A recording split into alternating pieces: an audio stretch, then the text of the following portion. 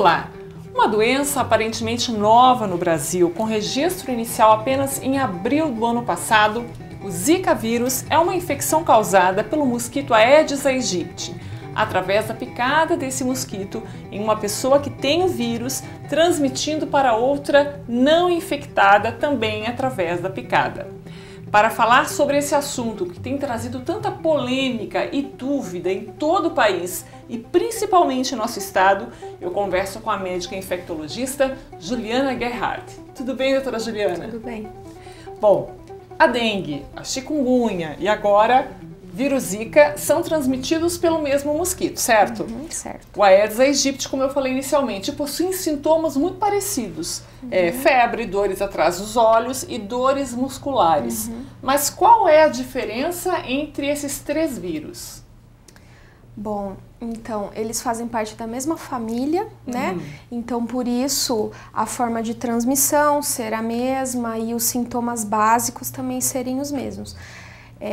Em geral, a gente usa alguns dados, né, que o paciente nos conta ou que está apresentando para tentar supor que seja um ao invés do outro, né? Então, a dengue, por exemplo, o mais característico da dengue é ter bastante dor de cabeça, dor no corpo, dor nas articulações, né? Até o nome antigo da dengue que é descrito, né, febre quebra-ossos. Então o paciente fala, parece que eu fui atropelado de intensa, tanta dor, né? que ele sente.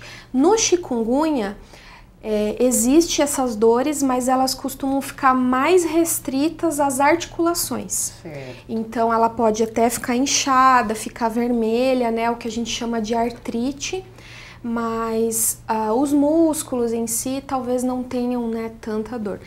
E o Zika chama atenção, né, que tem se observado as lesões de pele. Os outros também podem fazer, mas na infecção pelo Zika ela é mais comum, então o popularmente conhecido como um grosseirão, um vermelhão, né, às vezes algumas manchas isoladas, e a questão dos olhos ficarem bem vermelhos e talvez com um pouquinho de secreção. Até às vezes as pessoas podem achar que estão com uma conjuntivite, por exemplo, uma infecção no olho, mas uma conjuntivite isolada, a princípio, não dá lesões no corpo, febre alta, né? Então, o que tem chamado a atenção nos casos de Zika, até que a população, né, que a gente vê nos outros estados comenta, é o grosseirão, o vermelhão, as lesões de pele mesmo. Certo. E com relação à gravidade entre esses três vírus? A dengue, sem dúvida nenhuma, é a que tem mais potencial de trazer complicações e até levar à morte, né? Até porque muito mais frequente, mais conhecida, então já se tem uma experiência, né, com a evolução da dengue, mas que comumente a gente sabe, né, a dengue hemorrágica, essas manifestações de alteração de exames, de fígado, até de rim, é basicamente a dengue que causa. O chikungunya e o Zika, até então, né, se tinha como uma doença benigna. Ela vem, dá uma derrubada no indivíduo, febre, fica adoentado por alguns dias, mas depois não tem maiores consequências. Não tem maiores consequências, exato. Então, a gente, né, nem consegue resolver um problema, surge outro, o chikungunya, e depois ainda vem o Zika, né, que é uma Zika literalmente falando. Uma coisa interessante para quem ainda não sabe, e eu queria que a doutora Juliana falasse aqui para o telespectador do Canal 18, é a origem do vírus Zika, né? Por que esse nome? Em que região foi inicialmente localizado? Para a gente até saber um pouquinho mais a respeito dele. Antes, né, de ter toda essa explosão do Zika aqui no nosso país, era até pouquíssimo falado, pouco estudado no Brasil, né? Claro, registros nos livros e tudo mais, mas o que se sabe a princípio, que a origem, né, o primeiro local onde ele foi isolado foi de alguns macacos que foram encontrados, primeiro com suspeita de que tivessem morrido por febre amarela, no país da África chamado Uganda. E na análise, né, desses animais, viram que era um vírus novo, um vírus diferente, que no futuro foi melhor descrito, né, conforme evoluiu aí a ciência, as técnicas de laboratório, e como esses macacos foram encontrados numa região da Uganda, que é uma floresta chamada Zika, tem esse costume, né, de batizar os micro-organismos, os vírus, ou pela região onde eles foram encontrados, por exemplo, o ebola, que é de um rio chamado ebola, o Zika é de uma floresta chamada Zika. Então já se sabia, mas nessa época ainda não se tinha conhecimento de que esse vírus pudesse infectar humanos. Aí o primeiro caso em humanos descrito na literatura é de mais ou menos 1952. Depois disso, sempre houve em alguns países da África, na Ásia e na Oceania, mas de forma, entre aspas, tranquila, controlada, e desde 2007 que tem acontecido relatos no mundo da expansão da infecção por esse vírus em outros continentes, em outros países. Tá certo. Olha, eu tenho algumas informações aqui, eu queria conversar com a doutora Juliana, aproveitar a presença dela aqui, porque nos noticiários, enfim, na rede mundial, né, da internet, as pessoas falam muito sobre isso, muitas notícias desencontradas, aí a população entra em pânico. É óbvio, a gente também fica muito preocupado, então por isso que a gente está trazendo um especialista no assunto para falar sobre isso. Está se falando muito em microcefalia, principalmente na região nordeste do país, né, norte e nordeste. E aí houve uma conversa, depois houve uma decisão do Ministério da Saúde em que alterou os parâmetros para microcefalia, aí novos burburinhos, isso tudo em meio a uma crise moral e política muito grande no país. Então, pera lá, né? Vamos respirar, vamos conversar com quem entende, vamos colocar os devidos pingos nos seus is. Qual que é a relação do Zika vírus, a gente está falando em relação com outras doenças, aí a gente cita a microcefalia, né? E provavelmente também com a síndrome de Guillain-Barré, né? Isso. É essa a pronúncia, Guillain-Barré. Vamos explicar para as pessoas o que é isso, que estão ouvindo falar muito sobre isso. E existe realmente uma relação, uma associação com essas doenças? Pergunta difícil, né? Então, assim, a princípio, qualquer vírus que infecta um indivíduo pode trazer complicações neurológicas, uns mais, outros menos. Então, por exemplo, o próprio dengue, o próprio chikungunya, vários outros que, né, talvez a pessoa conheça, herpes, citomegalovírus, Epstein-Barr, parvovírus, rubéola, sarampo, enfim. Qualquer vírus pode fazer complicações neurológicas, uns mais, outros menos. Com relação ao Zika particularmente, é tudo muito novo, né? Concomitante ao Brasil, tem uma outra região, né, da Polinésia Francesa, onde também está acontecendo um surto de Zika, e nessa região também as entidades lá de saúde têm notificado a ocorrência até mais da síndrome de Guillain-Barré do que da microcefalia. E o que chamou a atenção aqui no Brasil foi o seguinte, né, mais ou menos a história. Todo bebê que nasce passa por uma avaliação médica, né? E nessa avaliação médica faz parte pegar uma fita métrica e medir o que a gente chama de perímetro cefálico, que é literalmente, né, a circunferência, o tamanho da cabecinha do bebê em centímetros. E aí existem escalas mundialmente utilizadas para dizer se aquilo é normal ou está para baixo, que é a microcefalia, ou para cima, que é a macrocefalia. Então, todo bebê que nasce tem uma declaração de nascido vivo, que é um papel que é preenchido com os dados e tudo mais, e nessa declaração tem um campo para marcar se esse bebê nasceu com alguma anomalia congênita, ou seja, alguma malformação. E o que começaram a perceber, começando em Pernambuco, a princípio, muitas notificações de nascido vivo com a marcação lá, microcefalia, microcefalia, microcefalia. E aí isso começou a acender a luz vermelha para as autoridades, né, em saúde pública, porque a média do país de microcefalia por ano era em torno de 100, 120 casos. E rapidamente, ali em Pernambuco, num curto período de tempo, hoje já tem mais de 600 casos só em Pernambuco em investigação para essa microcefalia. Então, opa, peraí, o que está acontecendo? Né? E aí começaram a cruzar os dados, viram que outros estados ali da região também estavam com esse número de notificações de microcefalia um pouco acima da média. E aí existe uma lista gigantesca de possíveis causas para microcefalia, que é o quê? Uma delas seria uma infecção viral. Né? Então, o cérebro do bebê, por algum motivo, não cresce do tamanho que deveria crescer. Isso, consequentemente, faz com que o crânio, né, a cabeça, seja menor e ele não consegue se desenvolver adequadamente, podendo levar uma série de danos neurológicos.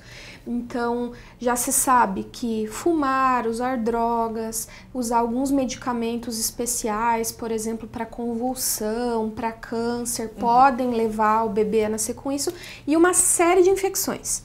Dentro dessas infecções, ninguém pensava no Zika vírus causando isso. Só que eles começaram a investigar os casos e várias gestantes, várias do caso que não eram mais gestantes, relataram que durante a gestação tiveram uma febre com um vermelhão, com lesões de pele. E aí que aos poucos foi se afunilando, né, as hipóteses até que eles conseguiram um caso confirmar no bebê e na mãe que houve a infecção pelo Zika. Depois disso, houve mais alguns casos confirmados, né? E perante a gravidade da situação, o governo, né, as entidades de saúde pública decidiram então assumir essa relação ou associação para que as medidas fossem tomadas no intuito de tentar barrar esse crescimento. Mas ainda então, se a gente for procurar dados do Ministério da Saúde, já acredito que estejamos próximo de 1.300 casos, confirmação ainda é a minoria deles. Maioria suspeita. A maioria suspeita. Muito bem. Nós estamos conversando com a médica Juliana Gerhardt sobre o vírus Zika. Daqui a pouquinho tem mais informação para você. O intervalo é rapidinho.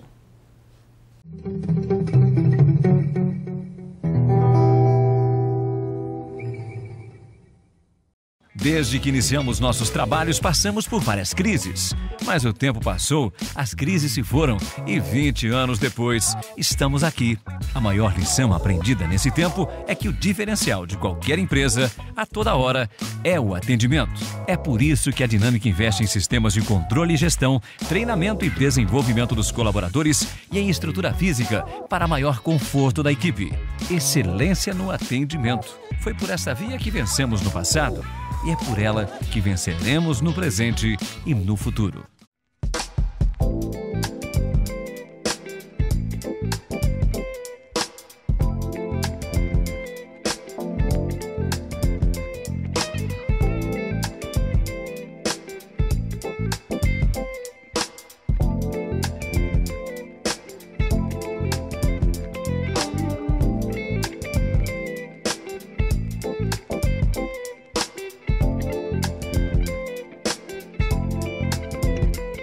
Água Pura, sua saúde em primeiro lugar.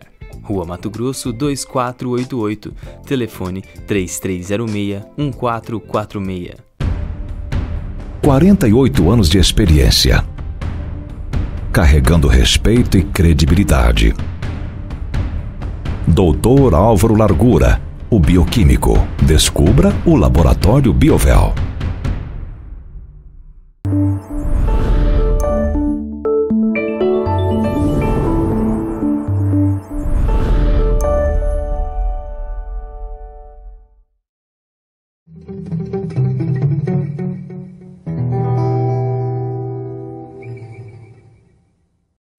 Muito bem, estamos de volta com a entrevista da semana e o assunto é o vírus Zika, ou Zika vírus, como preferirem. Doutora Juliana, você estava explicando a respeito desses novos parâmetros do Ministério da Saúde com relação ao diagnóstico de microcefalia. O parâmetro era considerado normal o quê? 34 centímetros na circunferência, 33. É isso? 33? Isso. E agora, o que mudou, né? E em que isso pesa daqui para frente? E o que as mães, as gestantes, como elas devem se comportar e seus médicos também diante desse quadro? Então, isso gerou bastante polêmica, né? A gente vê manifestações, principalmente na internet, Mas é o seguinte, existem escalas mundialmente utilizadas de avaliação desse perímetro cefálico do bebê. Essas escalas dependem do sexo do bebê e da idade gestacional, ou seja, de quantas semanas que esse bebê nasceu. Se ele nasceu acima de 37 semanas, é considerado de termo, ou seja, adequado, né, o tempo da gestação. O Brasil utilizava 33 centímetros e a Organização Mundial da Saúde, 32. Então, aí 1 centímetro de diferença. Como a microcefalia nunca foi um grande problema no país, esse 33 estava sempre sendo mantido. Agora que os casos aumentaram aí em mais de 10 vezes, e para fins de comparação com outros países que venham a ter a ocorrência também desse surto, foi optado por utilizar a marcação que o mundo inteiro utiliza, que é de 32 centímetros. Isso. Então, até aqui não há motivos de polêmica. Na minha opinião, não. Não é para mascarar números. Acredito que não, até porque assim, 1 centímetro pode ser, o que o pessoal tem relatado é que a maioria dessas microcefalias é discreta, ou seja, diferença aí de 1 a 2 centímetros do valor considerado normal.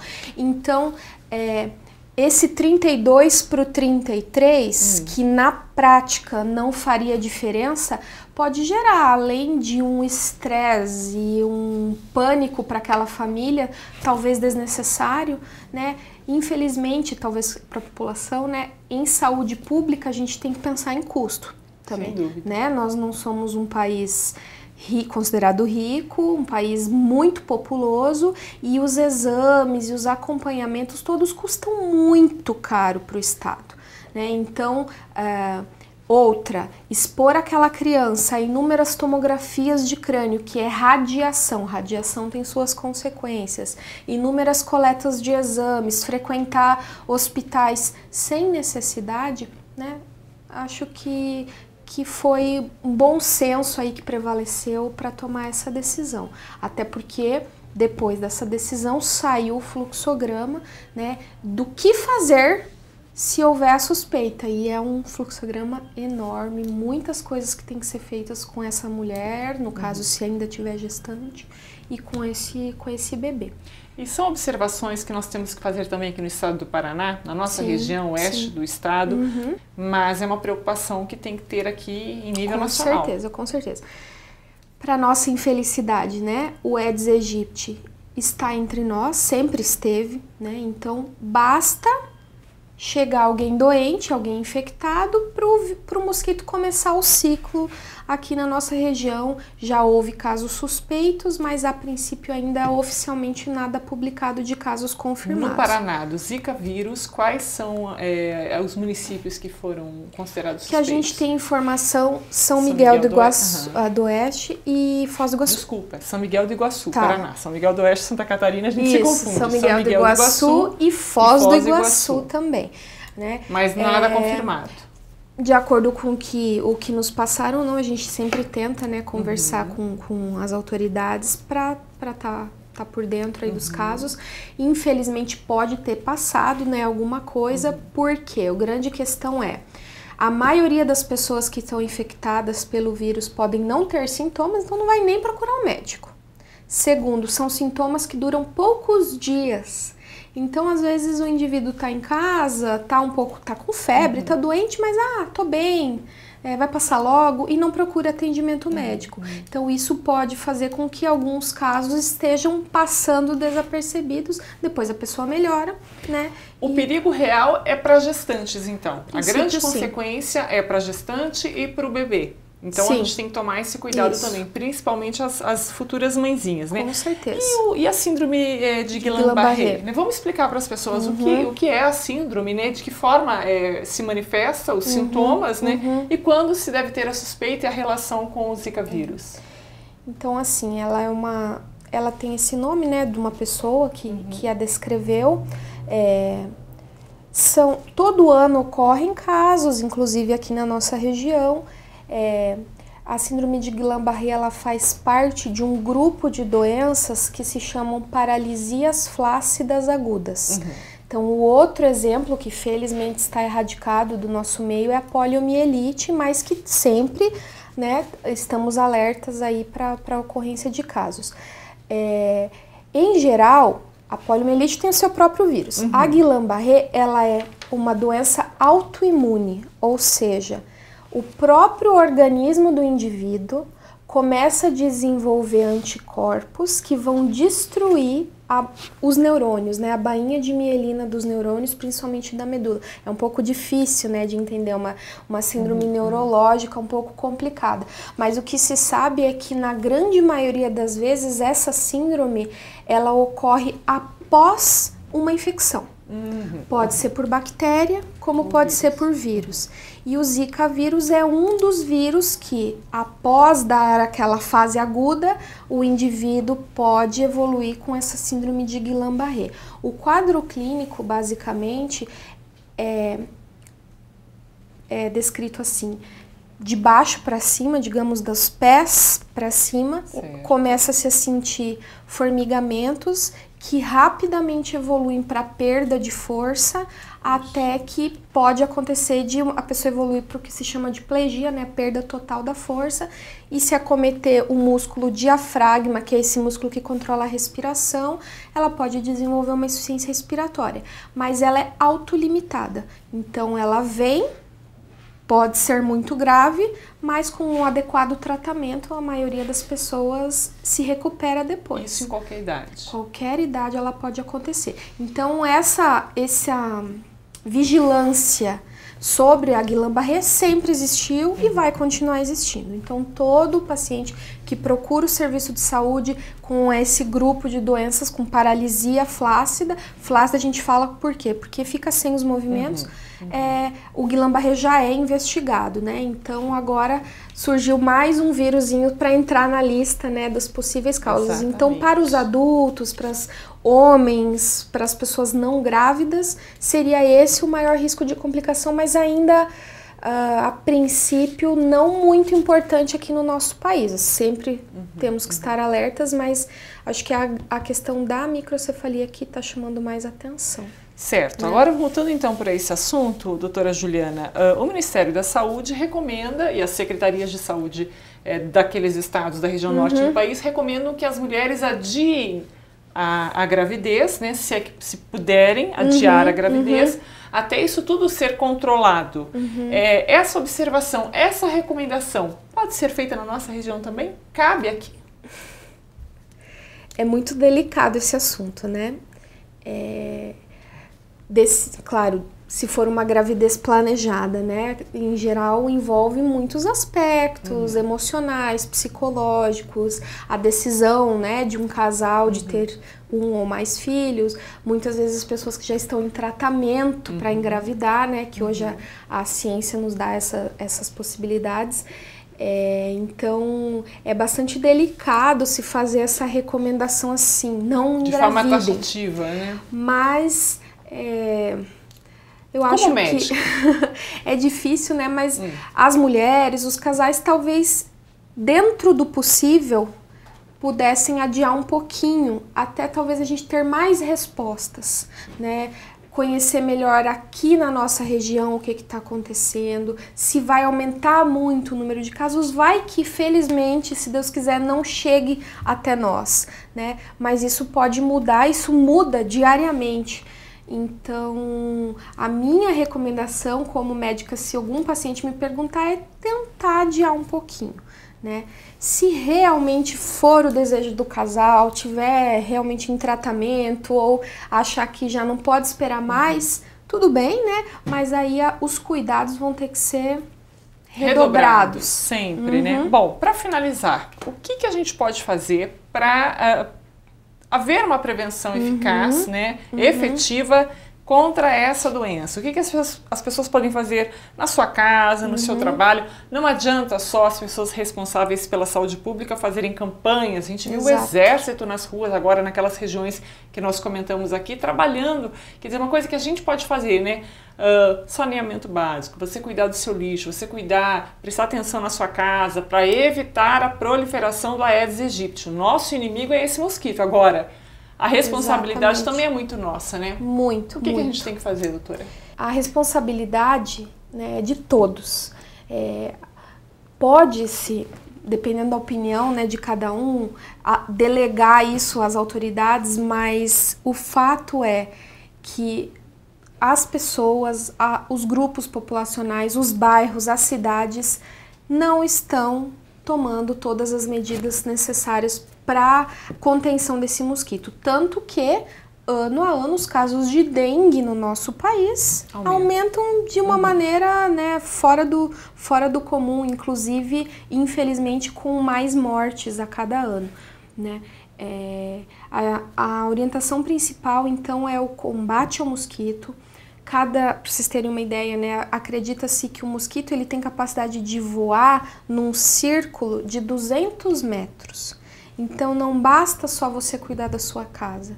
Cada um tem que cuidar da sua casa pensando não somente em si próprio, mas também nos seus vizinhos, nas pessoas que moram ali nos arredores, né? Então, o clássico, né, acredito que todo mundo já saiba, mas não custa repetir, é aquela água limpa e parada que se prolifera, às vezes onde a gente menos espera, uma poçazinha de água que fica lá parada, os clássicos pratinhos, né, dos vasos de planta, piscinas, banheiras.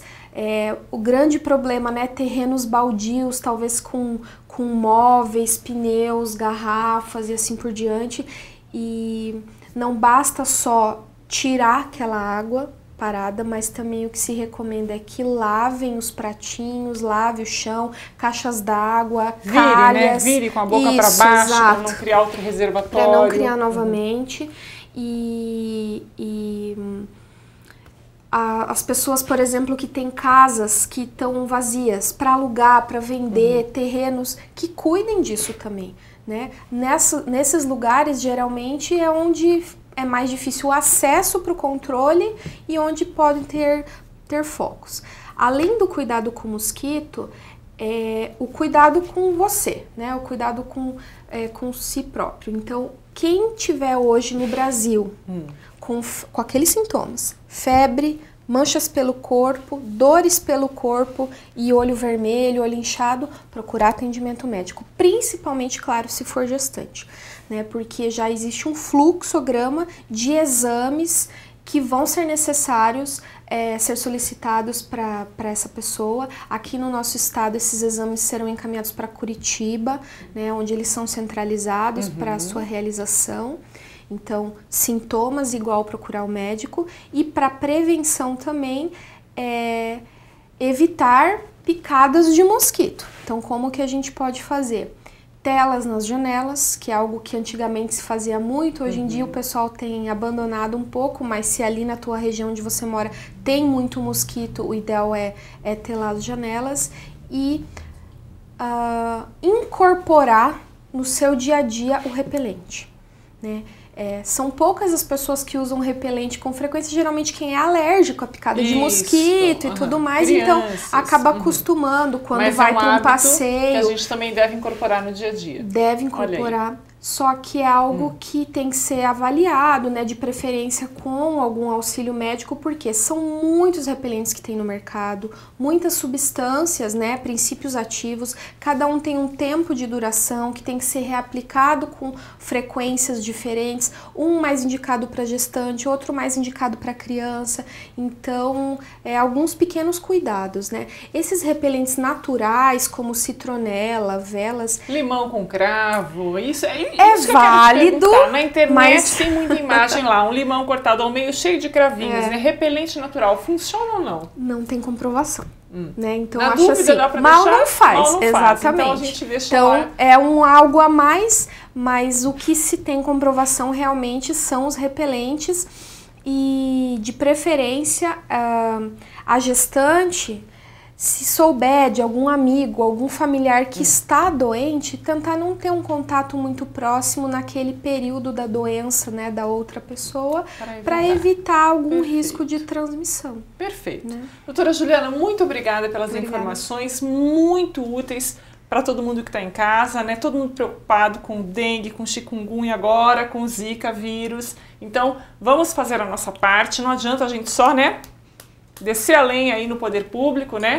Sendo que a gente também não toma esses cuidados. Então, não adianta ficar reclamando e depois ir lá no hospital, né, quase morrendo, enfim, exigindo tratamento, sendo que a prevenção ainda é o melhor remédio. Excelente semana. Obrigada, professor. Fim de semana, início de semana, enfim, e volte sempre. Obrigada. Muito bem, você está em ótima companhia com a melhor informação sobre saúde, qualidade de vida e bem-estar aqui no Canal 18. Até mais!